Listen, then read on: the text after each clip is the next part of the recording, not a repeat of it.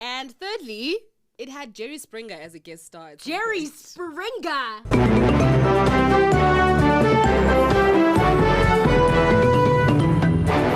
Hello and welcome back to the Know-It-Alls podcast. I'm Amanda Charlie. And I am Fezim 20, and we are your favorite popular culture nerds. And, well. How the turntables Turn! I am back as Game Master. You know what? Revenge is a oh my god. Revenge is a dish best served cold, but it can be warmed up in the microwave of evil. Can be warmed up in the pits of hell. And that is where you'll find the warm If you know version. that reference, you and I are friends, I okay? I don't. I am your enemy today. I have 5 questions for you. Okay. I am a kind person. Okay. So I'm not unreasonable. I had 5 questions for you last week. No, it's fine. I'm not talking about 5 questions. I have 5 questions for you. And in addition to that, I am not unreasonable. Okay. So as to have instructions that are essentially just opaque. Just you can't see through them. We're going to do a blend. Okay. I'm going to start with Sorry to This Human. Okay. Love. And then I'll end with 2 offside girlies. Okay. Okay. Know-it-alls. Oh no. Do you know how many people in our Instagram chats were like, is this Danny K? People They just know. They were like, Crime Aid? Someone was like, it's either Cabello Well, of course, or by the Danny time K. we put Crime Aid, Cabello, pop and R&B. That's when I was like, hey queen, hi. Hi. No. That's so funny. People are pretending to know it was Danny K. Like, at this point, no. People were like, yeah, Danny K, duh. No. And I was like, I'm sorry, how many of you are reading Reader's Digest? Thank you, number 1. And so deeply invested in the most trustworthy public figure in South Africa. The competition, first of all, like the actual nomination process and then the announcement. Who was really keeping up with that? Anyways, let's get into it, because today's a big day, guys. Okay.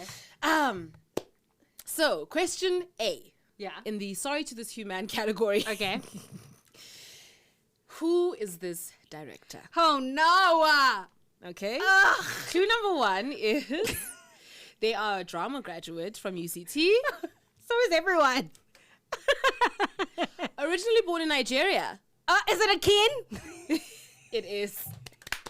I wanted to open with your crush. I was like, do you want to know a fun fact, though, that I found through my perusal? He's a UCT grad? Interesting. I knew I should have taken that scholarship to UCT. I just went to Rhodes. You'll find him another way. Like a fool. B. Yeah. This male vocalist, I'll give you that, Oh my because the God. quotes are going there, went from being a soloist Yeah. to singing with other people. Okay. Second clue is his music often straddled R&B and gospel.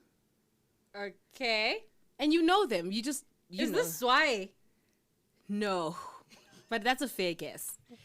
Final clue is he dated Puff Johnson for 2 years. Oh my God. I don't know who that is. Sorry to that man. So this is a little known fact about Ishmael Moreba. Marebo. Ishmael. Ishmael dated Puff Johnson for 2 years in the mid-2000s. Yo. Guys, we used to have celebrity. Okay. We did. We used to have stars. We used to have celebrity. Shooting who were dating, and I found it's a fun fact I found That's like so last year sometime, and I was like, ridiculous. what do I do with this information? R.I.P. to Puff Johnson, who died of cervical cancer. Okay, C. This is a vocalist. Okay. They were banned from radio and TV for a year by the Apartheid government for her performance at a charity concert for war orphans in Zimbabwe. Okay. Along with Miriam Makeba and Harry now you said Belafonte. along with. Because Miriam Makeba and Harry Belafonte. Damn you. Damn you. Nothing comes to mind? Dali Ratebe? No. Their middle name is Tandeka. Oh no. You can do this, I promise. Not the Middle worst thing name is Tandeka.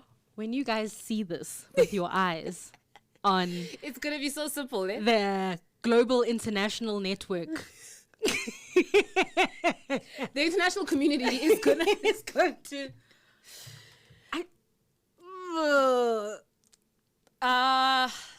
Don Tandega.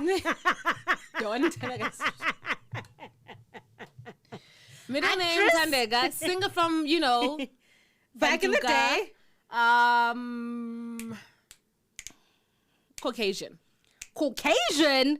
Oh yes. I can see her. She ushered us into democracy. It's PJ Powers. You did it. You got it. You get that point because you got it. Very lenient. This is my favorite thing about Who's This Human? Is that it throws so many chances at you. What else? Even though they aren't really life rafts, guys. They're just there to confuse you. They're there to murky the waters. To be fair, you are a lot more generous than I was. Because of a nice person. For me, I just was like, what is the most obscure fact that I just want to talk about? Because you just wanted to say the Reader's Digest thing. I'm dying on that hill. And that Abigail Kubera was born in 1939. Just to throw me off. By the way, she's having a show, or she's being celebrated at the Joburg Theatre pretty soon. So get your tickets for that. That looks like it's going to be fantastic. Okay. And buy us tickets too. Yes. We're going though, but... But, Okay, now, guess this show. Okay. It was the first South African TV program in any genre to reach 2,000 episodes. Whoa! It was the first daily soap opera in South Africa. It's not. And thirdly, it had Jerry Springer as a guest star. Jerry Springer? Jerry Springer? I know. What the hell was he doing here? Why wasn't he on safari? Why the hell? Because us Americans can just come here, get a movie role, buy a house, buy a farm, see, go on safari, start a fashion line. I don't know who that is. What show this is. Do you want to ask a direct question for a guess, or are you just like letting it go? What time of the day were we watching this? It was in the... Is it 6 p.m. onwards? Yes, that evening, yeah. Slot. Igoli? Yes! Jerry Springer was on Igoli, guys. What? What was the context? He was Jerry Springer? I would love to find out. That's so... But I wasn't able to access an image. That's so episode description, anything. But I'm sure it's in the basement at the SABC somewhere. Oh my God. Give us those tapes and we'll do some really interesting discursive analysis of that. I would have loved to see. Because Jerry Springer, understand, it's not just an African show. It's an Afrikaans African show. Yes. I need to see that. Right? Okay, and finally, guess the hood. Okay. Okay? This is so funny. This is an off-camera conversation, but this is funny. Okay. Ubaburo Intloko Yeah. was a South African actor, best known for his portrayal of Velaphi Yes. in the sitcom by the same title. Yes. As well as Ungabane in Inqumbo Yeminyanya, which is now streaming on Netflix. I'm already lost. The question is simple. Where do they both come from? What do you mean, where do they both come from? No, I don't know. Oh, so this man portrayed Velaphi and Ngabane. So he was Velaphi on Velaphi and he was Ngabane on Netflix. Well, maybe characters. Okay. Yes. Okay. So it's a question about him. So it's okay, don't worry. I'm so stressed. Which Cape Townian township is the actor from? Okay. Okay. Let's be careful with our words. Girl. There's not that many to guess from, actually. You could just... Queen. I am sorry to that man. Okay. Just because, what we're going to talk about later is apartheid spatial planning. Oh, okay. And the ways in which it made our own This geographies is a deflection. dissimilar to one another. Do you know what I mean? And really... This man is from a Kukuletu. This girl is trying to... I don't know what this girl thinks she's doing. That's a Kukuletu. But thank you. Thank you, everybody. Hi, Ke. Thank you for Let's say KZN. Ngiyabonga. Sanibonani. Not me shaking the city on Not you camera. shaking city on camera, It's one of girl. my favorite moves. It's got the same euphoric release as a twerk, Yes, but it takes less muscle groups. okay, but also what are you, because you're storing tension here, right? Like with the hips. It's about trauma. This trauma in the hips. I believe that stuff. But it's There's doing its a psychosomatic thing that also is probably happening when you're like gyrating When I'm all doing your my titty trauma thing. out. But I'm Yeah. watching you guys make the trauma in the hips thing. You're bastardizing it as the internet. Did you see the woman And who talked about fibroids, that you can get rid of fibroids? And I was like, That's exactly what I'm referring to. Hey. Like, no one's gonna take us seriously. If we just We're keep trying lying, to decolonize medicine. you can't just start lying No. about things. Anyway, okay, so Ultimate Girls Trip, episode 8. Some might say a rich text, right? Okay, so let's quickly scan what happened in the episode before we talk about do. what we actually want to talk about, what you guys want to hear about, because, girl, Show of hands in the comments. Who watched? who watched? And who immediately was like, the know-it-alls need to press record right now. What was that? Okay, well, welcome to South Africa. Baby. Welcome Yes. to South Africa. This is probably our most South African episode, Yeah. right? Interesting. Well- Anyway, so this episode starts off at the back end of this fight, to which Liz says all these white women are fighting. That's interesting. That's Yeah. something to note. Class. Yeah. That's just something to note. There's a little bit of foreshadowing there. Foreshadowing. Who says reality can't do that? Right? Okay. Useful. I want to move a little bit slightly to the left, where Ula Chongo no Londi are kind of debriefing what has happened. And Ula Chongo was like, "Ekhanda la Christelle udumile yena." Yeah. The way like Kongo talks is so, it's like she's really naturally funny. Like she's so- saying it as a matter of fact. She's not being facetious. She's not being facetious. Crystal is famous in her head. You And need to like- understand. What's a kind of like Christelle and udumile? Because she was referencing Crystal's audience and fan consciousness. But ingathi fans zakhe zizothi endlini. And I was like, she also reminds me of myself in that when I tell a story, I have to be disciplined about it, but I want to tell the story and give you the analysis of each bit I'm telling you, and like my own commentary on what I am telling you. Yeah. She's just you'll never get like Kongo as the straight man, because she'll always infuse all of her hilarity, even when she's being legitimately serious. Yeah. Her perm was dry though. It's time because as someone who I back her look. I back like her her hair, look. her skin, her Her face. look. So when it's not being executed well, I'm affected. She's on holiday. because I'm perm hive. She's on holiday. Queen, you do what you need to do, okay? Okay, so this is a question that I think is a bit meatier now. Is Letaba responding to a dog whistle, or is there some traction in what she's saying about Mel? So this question around, is Mel doing a subtle dog whistle, some slight, slight racism when she invokes animals and animalistic behavior, or is she in fact just hateful?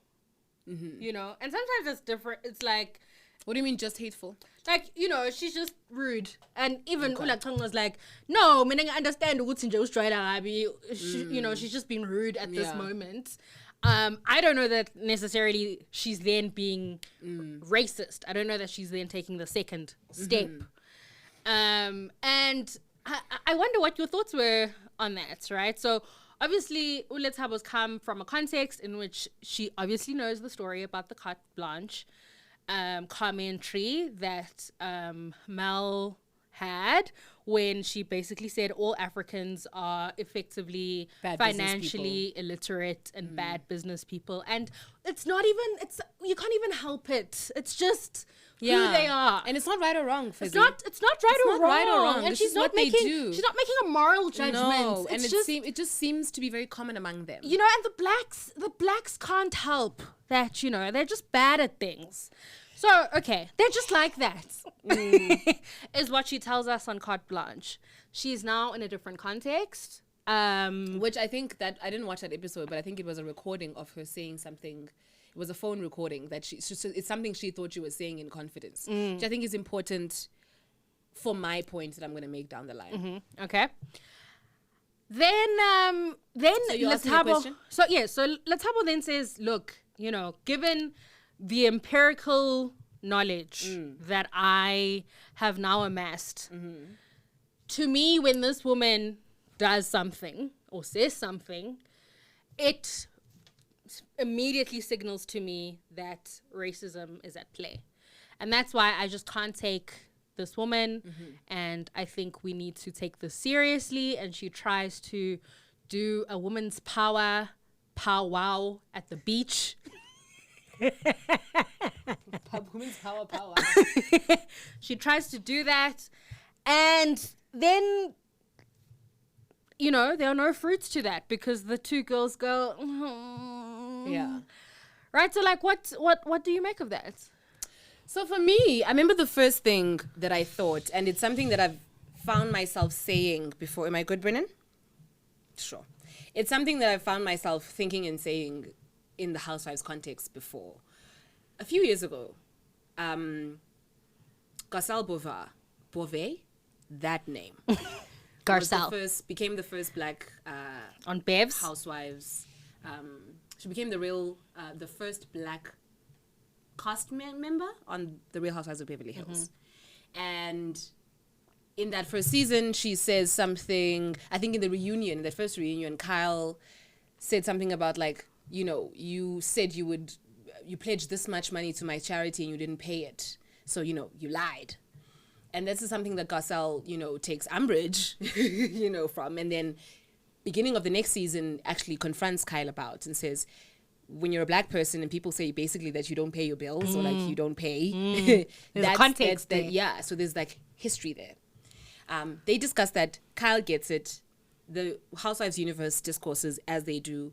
And then in that moment of discourse, Kenya Moore decides that for her, what Kyle said had nothing to do with race, right? And that Garcelle didn't have to bring that up. And I found myself in that moment saying, black people, from an individual perspective, like if you as a black person next to me do not have to qualify my experiences with racism. We don't need a group of black people to decide that was racist for one experience experienced by black person to be valid as violent or not. Like if I'm saying that was racist, it's fine. You can listen to me and you can disagree with me on a one-on-one level, but I don't like the idea that you can use another black person to invalidate another black person's experience. So for me, it was, I don't understand why this conversation has to be about qualifying Letabo's experience. Letabo has already cited that this person has displayed a kind of racism already. I don't understand why we then have to go back and they said things like, give her the opportunity to like get to know her on a fresh slate. And I'm like, no, racists don't get fresh slates. They don't.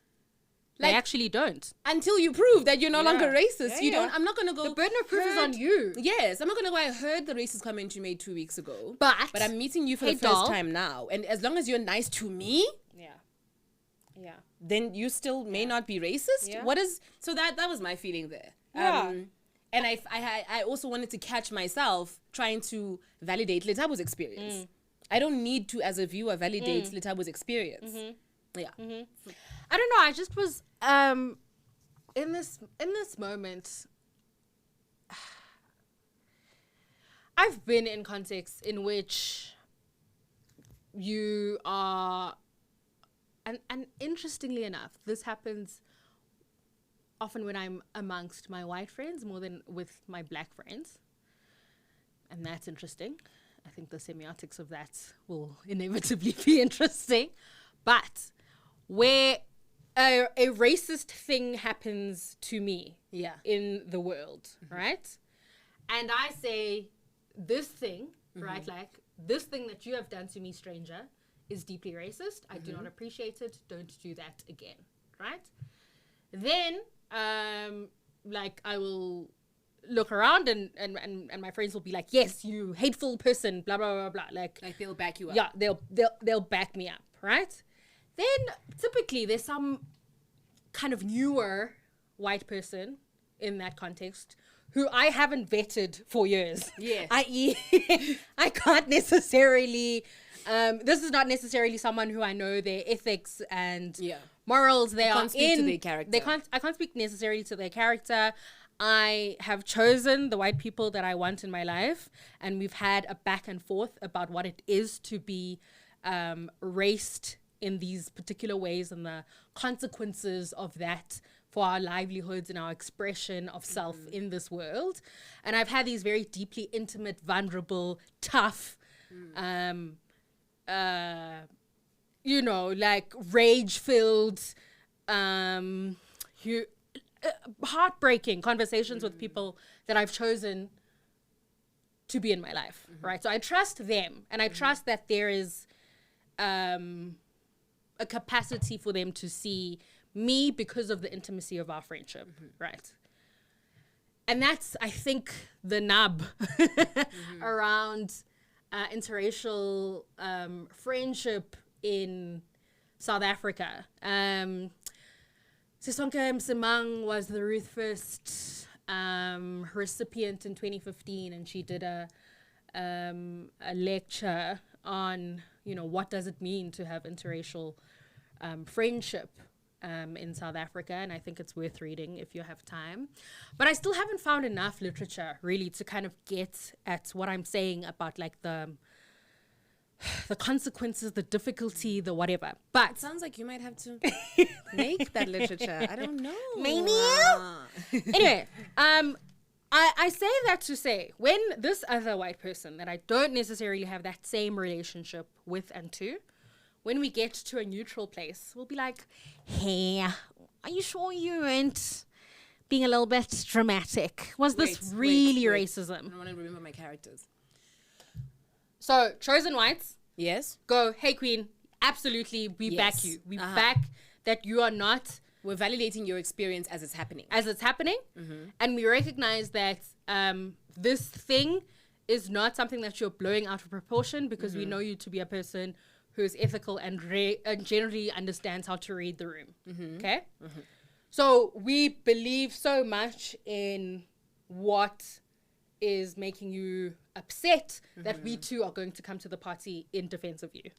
At the hands of this less vetted other person. No. Or just in general. This is a stranger. Okay. So a stranger. Cool. That's your friend's response. stranger has crimed me with racism. Yes. My friends back me up. Then another person on the periphery who I don't necessarily know, but might be with the group. Okay. Is also a part of this experience. We then go to a neutral spot. And then at said neutral spot, the person who doesn't really know me goes, hey. Ah. Are you sure that was racism. You know, because, you know. Devil's advocate? Right? Let's do a devil's advocate. And the reason I bring this up is because in that moment where you have to qualify to someone that you have been crimed by racism, is a deeply debilitating experience. When you say that I have experienced harm, and then have someone actively work to disavow your very real, true, and lived experience. And so there's a part of me that feels for Uletabo in that moment, because I think in her mind, you know, all skin folk should be kinfolk. And in fact, that doesn't happen, right? And these other folks have different understandings of it, or have different metrics for what racism can and should look like for them, right? And so that is also worth thinking about, right? Like what, you know, because there are things that Mal does, let's be honest, that tell us about a kind of supremacist thinking that she is beholden to, that she moves forward with, that she is interested, that she benefits from, right? So we can't disavow that. We can't talk about the fact that class is an interesting vector for that, and that experience of elite Afrikaner whiteness in South Africa and the kinds of assumptions that make up that world, and in relation to a woman who has now been typecast on this show as unnecessarily loud. Because we know that's typically one of the things that the very like low-hanging fruits of racism is to be like, you know, these blacks are loud and this and that. And so Uletabo, despite her also having dug herself into that hole, she is also now responding to something that she knows has racial consequences. So she always gets hyper frustrated in the presence of Mal, and in fact then becomes louder, ironically, to make clear that that point is inappropriate. So it's this continuous like catch-22 that's happening in this relationship. And I agree with you. I don't necessarily think that there should be an adjudication panel that you submit to legitimate your experience of something. Because when you know, you know. What does this telegraph to the world, though, is the reason I asked this question. Like, why does it matter that Ulakongo no Londi don't share in that experience? Because, as your favorite Twitter correspondent, Uletaba has lost further ground. Because everyone is like, well, yeah, the other blacks didn't see it as racism, so just Letabo's terrible. And this is what I mean by like, what does the telegraph to the rest of the world? Like, what do we do, and what happens when you are in that context, and how do we give space and place for you? No idea. No idea. Because I think that part of the reason being black and consciously so can drive you crazy is because so much of it, so much of white supremacy is about convincing everyone who falls outside of its bounds that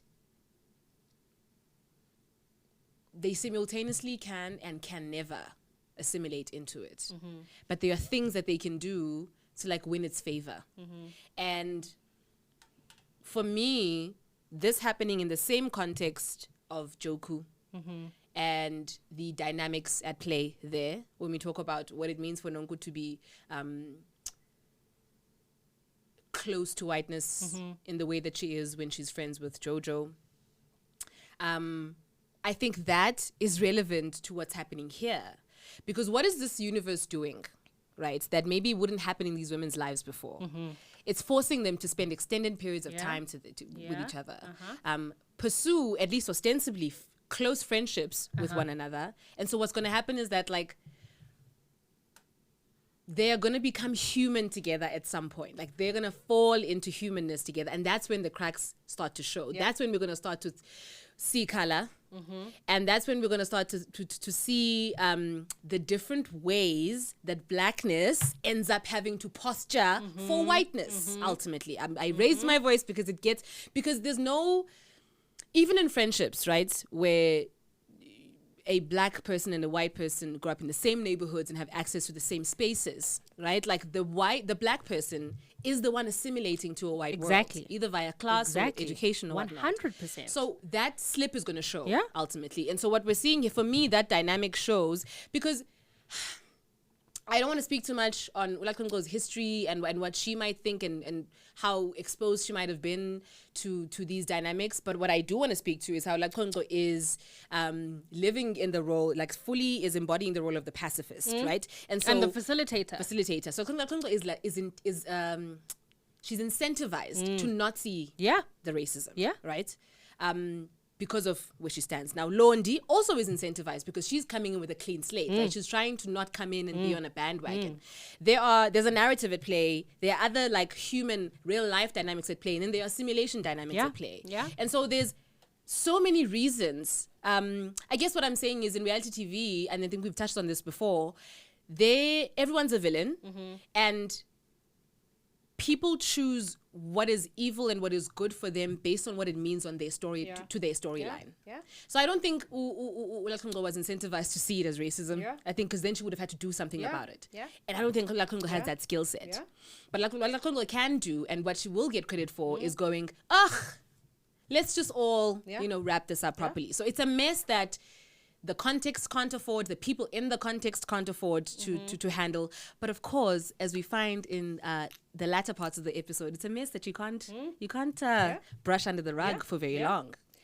I wanna move past the other foolishness that happens in this episode because we don't necessarily have the most time today. And I have called this segment, "What is it, the race?" As Kendrick Lamar has said. Okay, and I'm gonna spend time by my laptop here because I've written some things. Okay, so Bev expresses 3 times, according to Mel, that she is shocked every time Liz goes for a black man. Okay, first thing, she says, "You are most a white." Sorry, she says, comes through, but just the flat "You are most a white woman."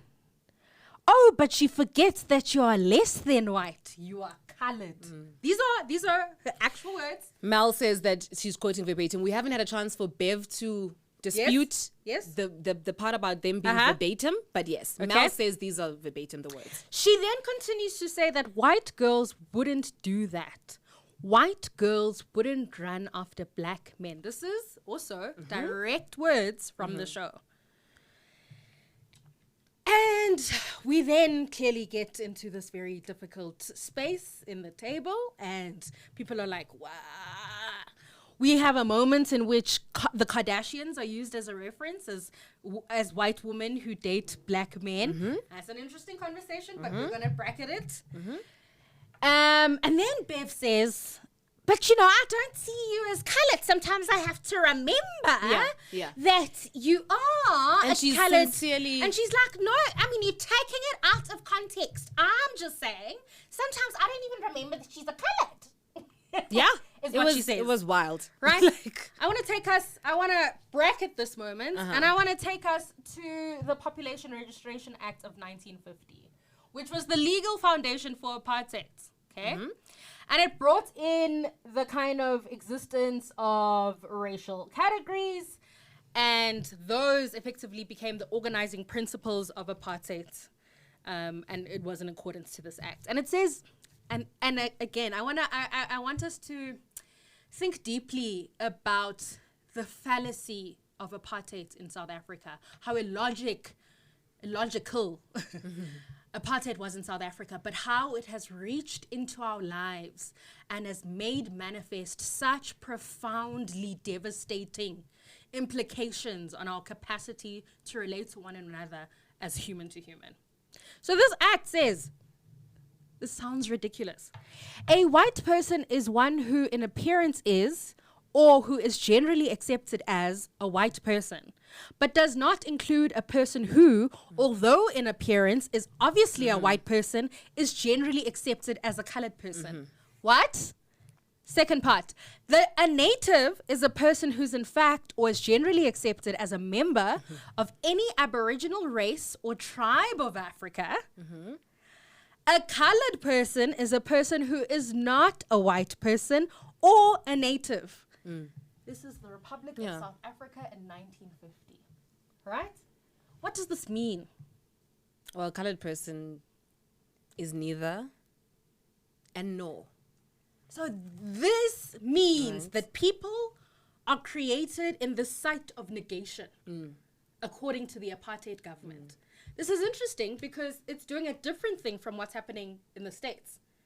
In the States, the potential of any black blood, and this is what we call the one drop, the one blood, what? One drop rule. One drop rule.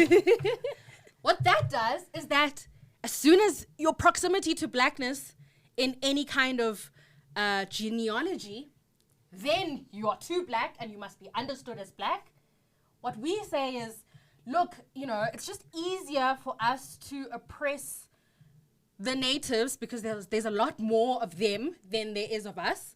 And so what we can do is we can justify oppression by saying, if you have a little bit of whiteness, I guess you can be a little bit proximate to conversations around whiteness, but not really, because you are in this negative, negated, unreal, tangential, in-between.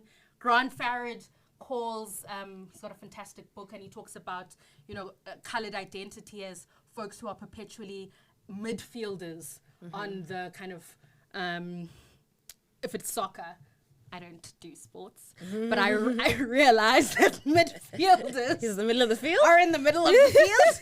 Can't excuse white. Go sports! Between white and black, right? This is an interesting thing. By the way, if you want to have a continuous chat with some academics and theorists, Danielle Bowler has this fantastic master's thesis on colored identity. Tarrant de Kock has some really interesting writing. Neville Alexander, Grant Farrad. There's real literature. Dimitri Erasmus. There's real literature to be thought about here. But I think it's worth thinking about the fact that racial categories which function as the demarcated boundary lines between people are premised upon essentialism.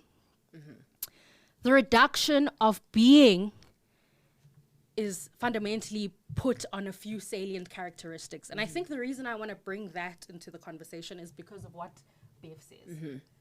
Bev says, I just have to remember that you are colored. Because there are no colored markers on you. Because there's... Or none that are readable to me. Or at least as easily readable to me. And then she says, she is shocked. You are most a white woman. Oh, but she forgets that you are less than white. You are colored. What does the implication mean? What does it mean when a woman who presents as white, Fanon, all the kings and queens that have read Fanon come to the front. She really means black skin, white mask. I do. Because they can't wait to come to the front. Those black kings want to come to the front. Anyway, what does it mean when the blight of blackness sits on top of a white feminine body? We go to war.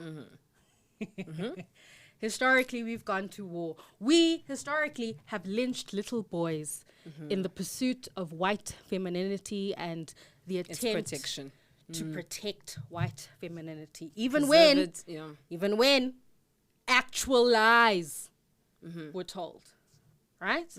We also come from a context in which the protection of the white woman is fundamental to our race wars, right? Because masculinity needs to show itself off in this way.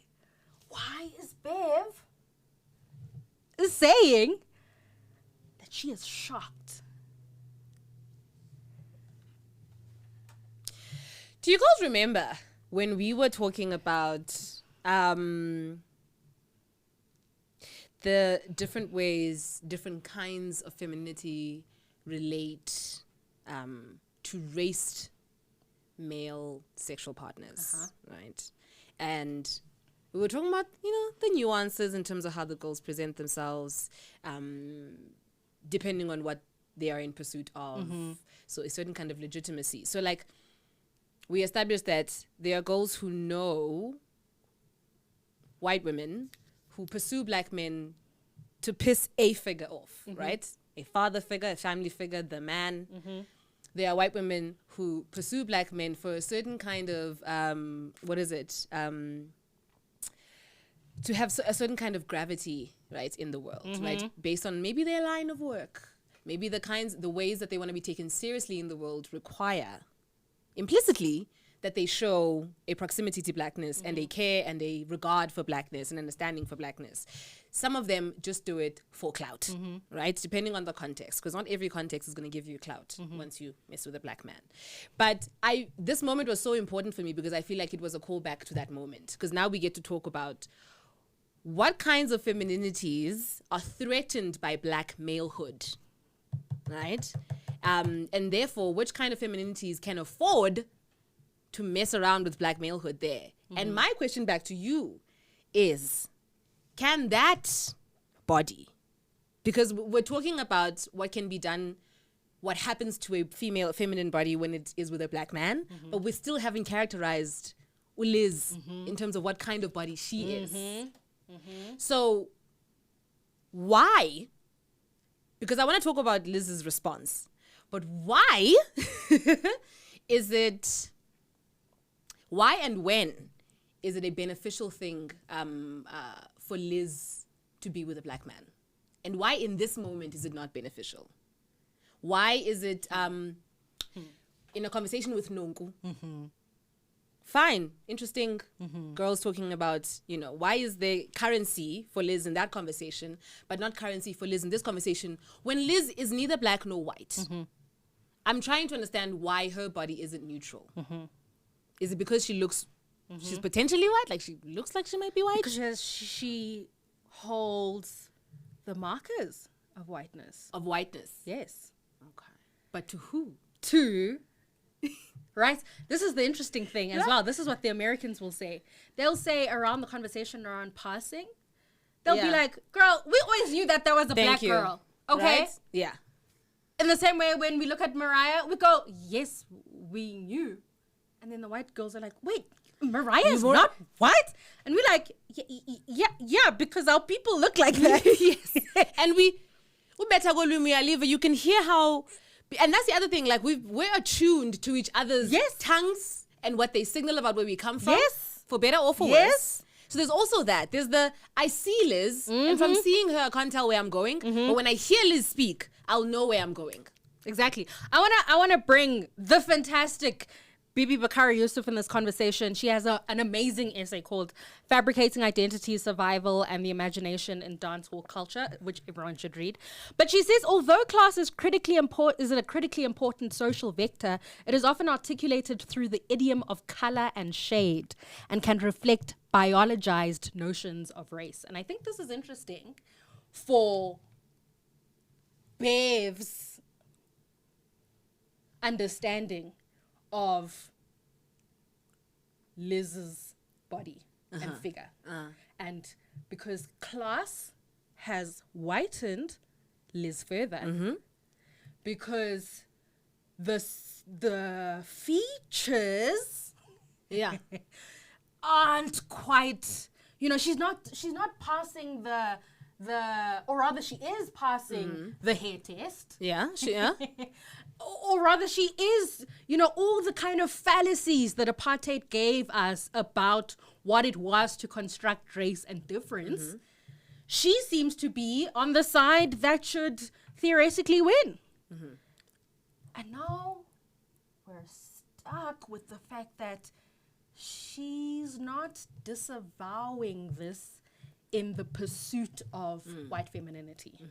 Yeah, exactly. This And is she this even is says- at odds. This is where she's at odds. She reads you her rap sheet. She's like, my husband was dark skinned and black. Yeah.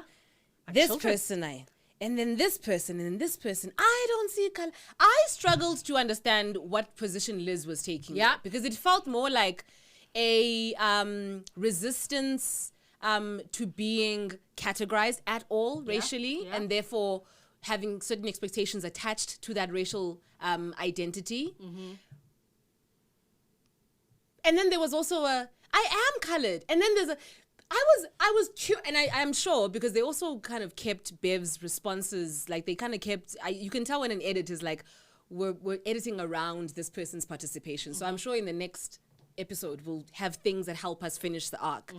But Bev, they were very selective about what Bev gets to say. But in the ramble that Liz was in, and I understand it's an emotional one. Number one, your friend who you thought you were close to, is saying this when in the confidence of another white person, that she is close, that you are now closer to her than. Like Bev is now closer to Liz than she was with Mel.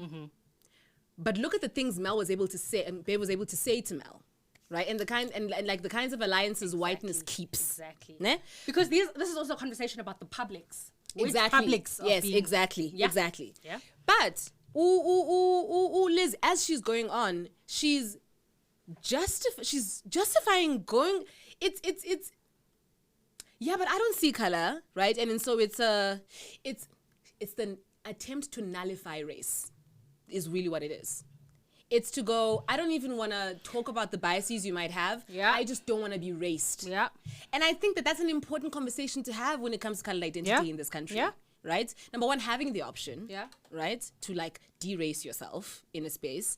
And then also to say, which is fair, I think, for everyone on this end, the idea that this race comes with expectations that I find limiting. I.e. who I love and all of those things. I found it interesting that it wasn't a conversation about affirming the race that she is and then defending the honor of, who she is in that race, but rather I don't like that I was even read racially. Exactly. As if she's a person who exists in the world without history or context. Okay? Like she came from a coconut tree. As if she just She doesn't exist in the context of all in which she lives and everything that came before her. I wanna Hi, Kamala. I want to bring Danielle Baula back into the conversation, and potentially these are my final thoughts. And she sums this up, I think, in relation to what we've just been talking about. I think this is the best way to kind of end my commentary, rather. She says, apartheid constructed a society in which race functioned as the most salient category of identity, defining where people lived, went to school, were treated when ill, and spent their leisure time as well as with whom. Its reach extended into the private realm of love, friendship, marriage, and sex. Bound to the political system, race became inextricably tied to social life through its entrenchment in law and policy. Apartheid ideology rested on immutable racial categories, with social order said to be reliant upon separation. And that's all to say that Liziwe, which sometimes she calls herself that, Does she? on Real Housewives of Clips. I'm going to come back and talk about Eastern Capeness. Liziwe, you cannot disavow your history and your context and the very real context of this South Africa that you live in, that despite it being 30 plus years since we said no to racism, no to apartheid, the real tangible results of that is that people were moved out of their contexts because of a law. That was ridiculous. I hope we remember. That 1950 law was so ridiculous. Yeah. Was so stupid. And yet it had serious implications on our livelihoods, on our capacity to love, on the kinds of violent experiences that we would have, on the psychic violence that black people continue to have in this country, on the psychic violence that colored people continue to have in this country. So when Liz does this thing of not naming, clarifying, eschewing what has been said to her, she does a very dangerous thing. A very dangerous thing. Yeah. And let's stop talking around it. Around it, yeah. You know, and yes, in this moment, she is the aggrieved party. Yes. But, hey, Queens, remember when we talked about desire, desirability, palatability, supremacy? What is it? The race? Yes. Yeah. Yeah. We've spent weeks doing this. Ingati, we're overreacting. And look at how it all boils down. I mean, I remember when we were talking, I think that when we first introduced race as a lens in the conversation, I remember thinking, people never like this. Because every time there is a meeting of the worlds, right? The white and the black worlds in the Housewives universe, everyone from top to bottom wants to make it a good thing. Mm-hmm. And inevitably, it comes out. But no, at the very base of a foundation of this interaction, race is and race from an institutional level, from a Bravo level down here is going to have implications. And when we started talking about it, I was like, we're talking about, because we have an awareness, a wider awareness of the world around this universe, we know it's relevant. But it's going to take a while for people to feel like, was that necessary? Turns out I was wrong, because it happened within the season. I do want to bring up one more thing though with you before we close. What did you think? Because I took in the white pop bodies in the conversation. I also have words for Mal next week for how satisfied she was with delivering that.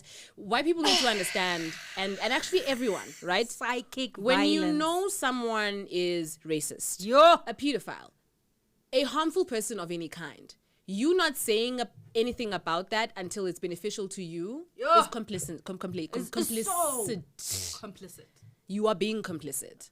So for you to only call out the racism as a gotcha for the white person is such blatant disregard of the black person, right, that you are using as a silver gun, as a smoking gun. And that annoyed me. But so once I processed... Annoyed? That is horrifying. But yes. I'm black. The white people in the conversation, I processed their reactions. I looked at the colored women in the conversation, and I looked at the black people. And it was so funny because the black man, the elusive black man, who is fictive, right? He's Again, an he's idea. fictive. He's not in the room, but he's a black person. Who is the proxy for the black man in the room? It's the black women. What we're saying here, it's more than he is a man. He is black, and that is the thing that Bev can't reconcile with Liz's identity. And so Bev is saying blackness is lowly for white people. And I cannot believe that this woman, who I consider to be white, for all intents and purposes, is chasing after, pursuing a black thing. I sat there and I thought, what must it be like for these black women around this table right now? Yeah. And often the positions we have to hold, right, when we are in the number, right, we can be vaguely incorporated into the elusive masses, right, who are victimized by an action. But whenever seen and regarded as individuals who have been harmed, I bet the little life savings that I have, that Ula Kongo next week, is probably not going to first talk about being offended personally, but is first going to hold the feelings of a Liz and a Bev first. And then go into... And Nonko already has. Nonko already has. She's run after her. we are out of time. But this is a conversation that we are going to pick up next week. Yes. And it's why you watch the Know-It-Alls. And it is why 150 of you have subscribed. Thank you. Tell your friends. Tell your lecturers. Okay? Thank you so much. We love you. We love you. Have the best weekend.